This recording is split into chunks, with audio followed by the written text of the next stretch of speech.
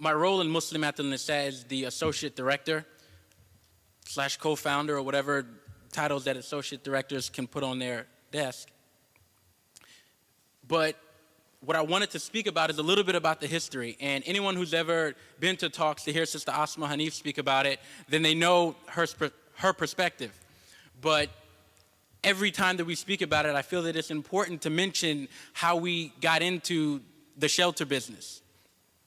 Sister Mariam Funchez, who really was a pivotal member of the Maryland, D.C., Virginia community, especially when it came to social services and when it came to justice for women.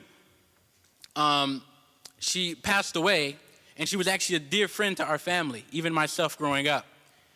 And she passed away, and my mother and I, we attended her janazah, and on the ride back, this was always a dream that Sister Mariam had, and on the ride back, my mother was very adamant. Anyone who knows Sister Ayyub Hanif knows that when she sets her mind to something, then there's very little you can do to detract her.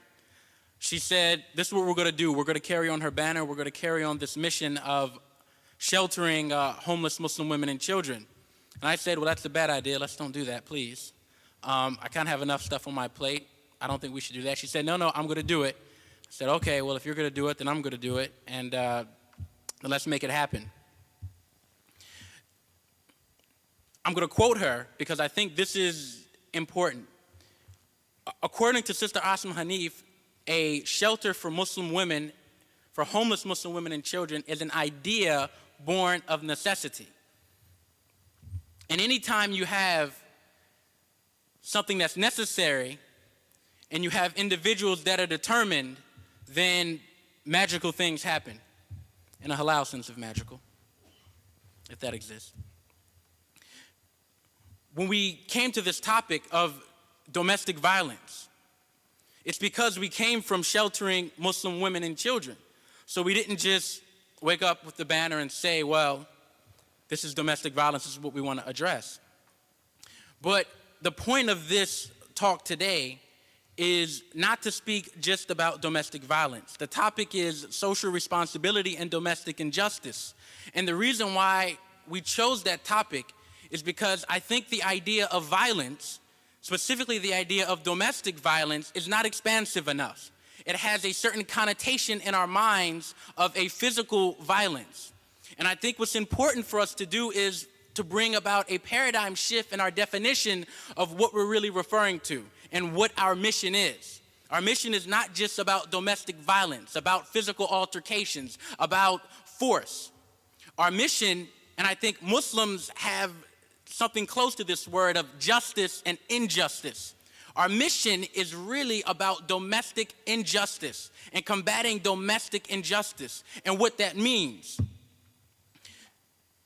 If you actually look in the literature, it's littered with references of domestic violence. They don't speak about domestic injustice. But we're here today to really talk about what does that mean and how is that related to our social responsibility.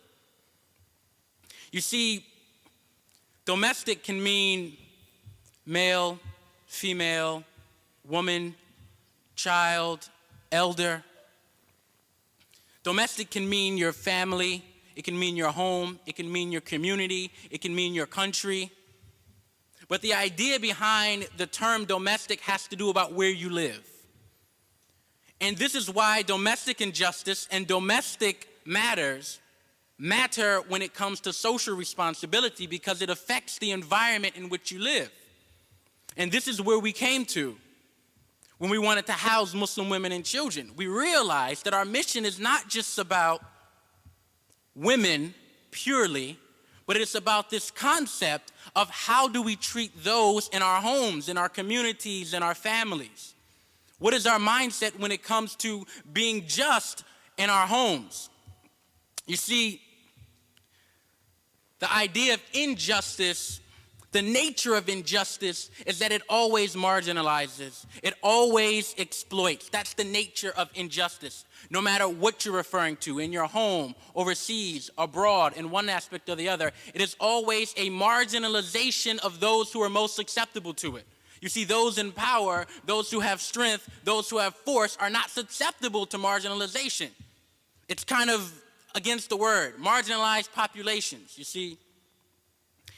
And we have this framework, my mother and myself. I'm going to actually say a personal thing about us. My mother, her background is in nursing, so she's a registered nurse. Specifically, she's a certified nurse midwife. So women matters has always been important to her. I myself am a registered nurse. This was much later, but this is what we do. And I want to speak just something about that, because the way they socialize nurses is not from a biomedical model. You see, it's not about disease and illness. Nurses are socialized to respond to the human response to disease. And what does that mean, the human response to disease? It means it doesn't matter if you have cancer, but how do you respond to cancer? It means that we are concerned with the human condition. We are concerned with the human condition.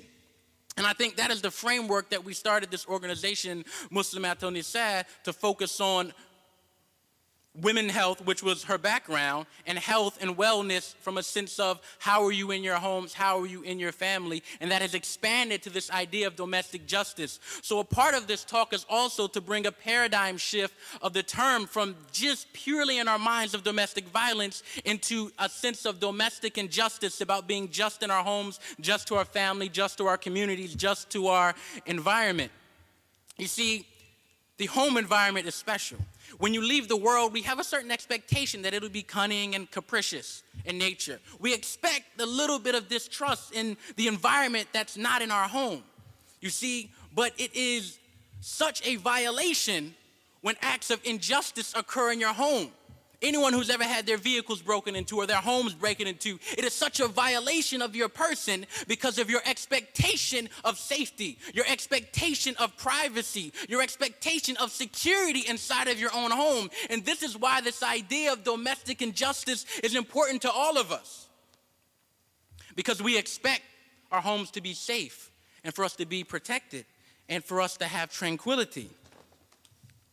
So powerful that the banner fell off the wall.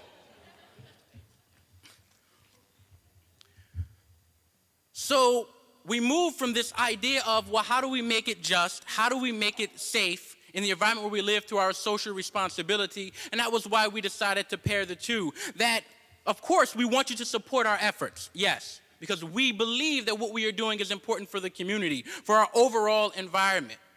And I'm not going to narrate the whole story, but it's one of my favorite stories when it talks about the people in the ship. And I don't remember everything verbatim, so I'm going to paraphrase. For anyone who knows it exactly, please pardon me if I paraphrase. But basically, there were people who were traveling on the ship, and there were individuals on the top of the ship, and there were those on the bottom of the ship. And the story proceeds that those on the top of the ship, they had better accommodations than those on the bottom of the ship. The end result of it was that those on the bottom of the ship ended up drilling a hole into the bottom of the ship, and the whole ship sank. The part that I like to focus on this story, and I'm sure people have said it before in reference to social responsibility and social justice, but the point that struck me when I read the story closely was that those on the bottom of the ship weren't necessarily prohibited from coming to the top of the ship, you see, but they inconvenienced those at the top. They had to come past them to either use the restroom or to do different things like this. They had to keep bothering those on the top, but they didn't say, no, you absolutely can't come to the top of the ship. So why would they drill a hole in the bottom of a ship if they were not physically prevented from going to the top? You see, that's what happens when people are marginalized. That's what happens when it's not just what you physically do, it's not just physical force, it's not just physical restraint, it's also a little bit about how you interact with others.